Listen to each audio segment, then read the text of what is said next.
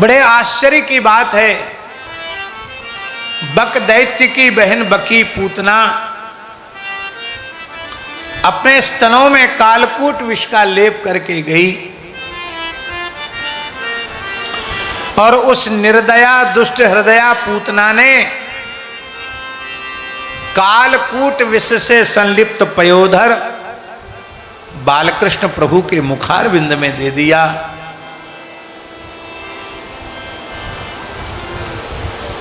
वो मारने का संकल्प लेकर आई है और दूध के बदले जहर दिया उसने, लेकिन धन्य है श्री कृष्ण की करुणा। उस बाल हत्यारिणी विषपान कराने वाली, मारने का संकल्प लेकर आने वाली पूतना को माता की गति प्रदान कर दी। जब ऐसी पूतना को माता की गति दे सकते हैं तो प्रेम करने वाले को क्या नहीं दे सकते। भैया हमारे ठाकुर जी के जैसा स्वभाव ठाकुर जी का ही है। दो ही परिस्थितियों में प्रेम होता है माता जी, एक तो स्वभाव का बोध हो जाए तो, और एक प्रभाव का बोध हो जाए तो। भगवान के जितना प्रभाव भी किसी का नहीं और भगवान के जैसा स्वभाव किसी का नहीं। जो व्यक्ति प्रभाव शून्य होता है उससे कोई प्रेम नहीं करता। अब बड़ा प्रभावशाली है, स्वभाव अच्छा नहीं, स्वभाव से अहंकारी है तो हमारे किस काम का है। भगवान का प्रभाव भी कैसा है वाणी से उसका वर्णन नहीं किया जा सकता। तो स्वभाव कैसा है, आह क्या कहना। भगवान का स्वभाव समझ में आ जाए तो भजन को छोड़ के दूसरा काम बनेगा ही नहीं। दूसरे काम बन रहे हैं, भजन नहीं बन रहा है, इसका मतलब भगवान के स्वभाव का परिचय नहीं मिला। और तीसरी बात एक और है, प्रेम पराये से नहीं होता, प्रेम अपने से होता है। और अपने और पराये की परिभाषा क्या है? जो कभी अपने साथ न रहे वो पराया, और जो कभी अपना साथ न छोड़े वो अपना। शरीर संसार कभी साथ रहते नहीं और कभी साथ रहेंगे नहीं, इसलिए ये पराये हैं। और भगवान ने कभी हमारा साथ छोड़ा नहीं, इसलिए भगवान हमारे अपने हैं। ये बात समझ में आ जाए कि भगवान हमारे अपने में हैं। भगवान से अधिक प्रभाव किसी का नहीं, भगवान से सुंदर स्वभाव किसी का नहीं। देखो भगवान कितने करुणामय हैं। एक घटना हम आपको सुना रहे हैं।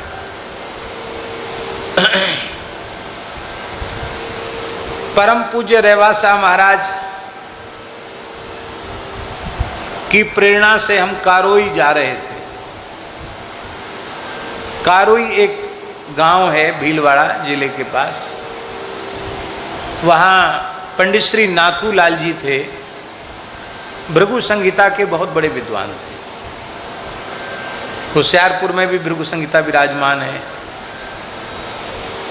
परम पूज्य गोलोकवासी पंडित श्री अमृतानंद जी भृगु शास्त्री बड़े अद्भुत ज्योतिष शास्त्र के विद्वान थे। तो वहाँ भी है। पंडित जी लगभग 100 साल के होके पधार गए, अब नहीं है उनका शरीर। बड़े अच्छे थे।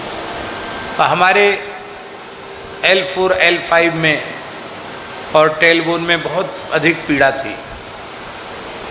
दिल्ली के डॉक्टर बोल रहे थे कि ऑपरेशन कराओ, सब डॉक्टर एक ही कहते थे ऑपरेशन कराओ। पर पूज्य श्री रेवासा महाराज जी, परम पूज्य अनंत श्री संपन्न साकेतवासी श्री स्वामी राघवाचार्य जी महाराज, उन्होंने कहा कि नहीं आप ऑपरेशन मत कराना, आप कराओ तो एक पंडित जी हैं उनसे पूछ के कराओ। कौन पंडित जी हैं? बोले कारोई के एक पंडित जी हैं, ज्योतिष शास्त्र के विद्वान हैं, भृगु संहिता के, उनके पास जाओ। वो कह दें कि करा लो तो करा लेना, वो मना कर दें तो मत कराना। वो ये भी बताएंगे कि कष्ट कितने दिन का है, कब ये चला जाएगा और कैसे जाएगा, सब बता देंगे। आप वहाँ जाइए। तो हमने पूछा कि वहाँ भीलवाड़ा से नाथद्वारा कितनी दूर है? बोले पास में ही है।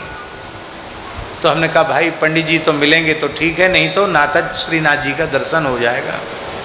तो नाथद्वारा जाने के हिसाब से हम चले। रास्ते में श्री रेवासा महाराज जी को पता चला कि वो तो वहाँ से नाथद्वारा जाएंगे।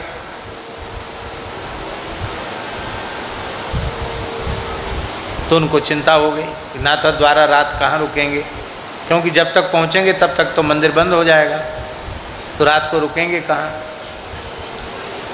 तो इधर हम कारोई से चले और महाराज का फोन आया, श्री स्वामी राघवाचार्य जी महाराज, रेवासा महाराज का फोन आया,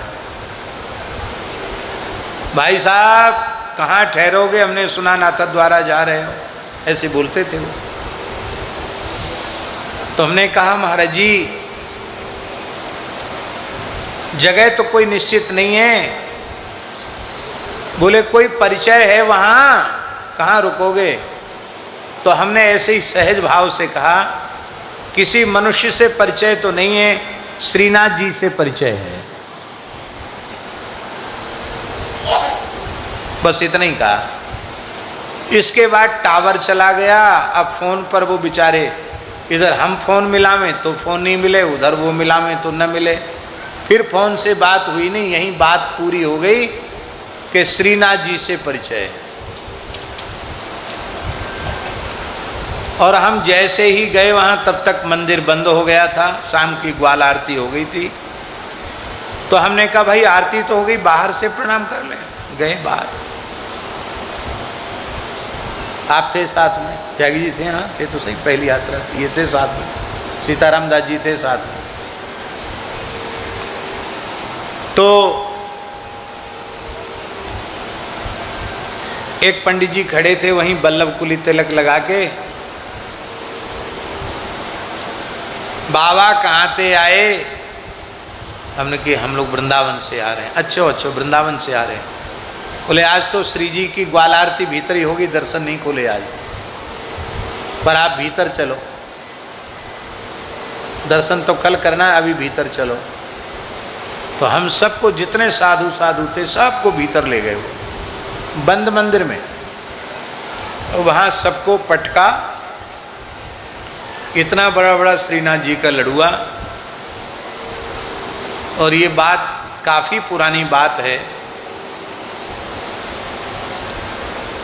2010 की होगी शायद बात। 500 रुपये दक्षिणा हमको और साथ वालों को सबको 100-100 रुपये दक्षिणा। मैं मना कर रहा हूँ जबरदस्ती। और बोले महाराज रुकोगे कहाँ? तो हमने कहीं नाथद्वारा में रुकेंगे। बोले नहीं जगह बताओ कहाँ रुकोगे, वहाँ प्रसाद भेजना है।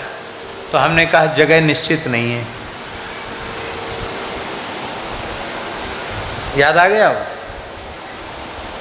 तो उन्होंने एक मूर्ति को भेज दिया, बोले महाराज जी को ले जाओ, सब साधुओं को रुकाओ।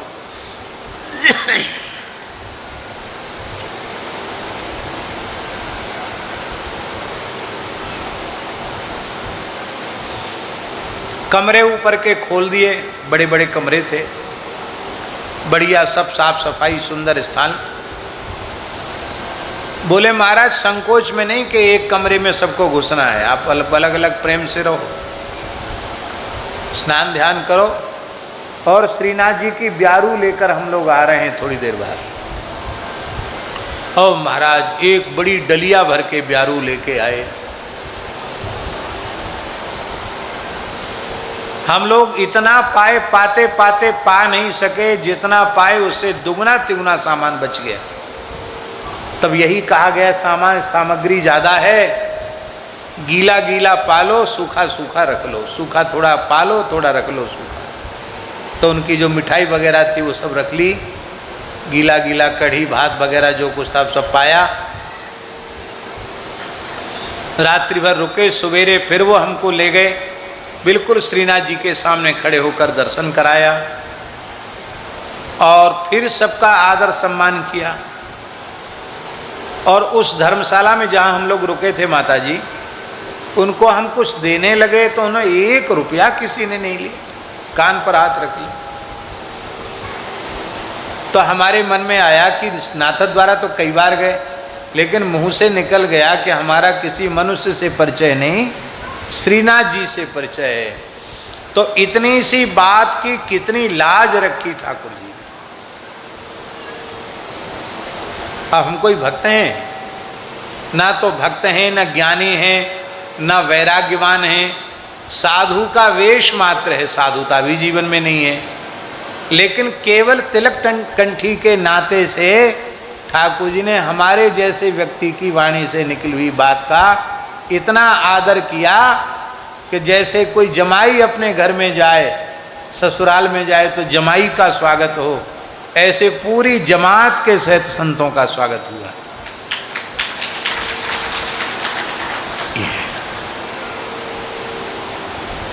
ये किस बात के ऊपर बात आई, याद दिलाओ? हाँ, अस स्वभाव। भगवान ही हमारे अपने हैं। संसार का परिचय काम नहीं आएगा, भगवान का परिचय काम आएगा।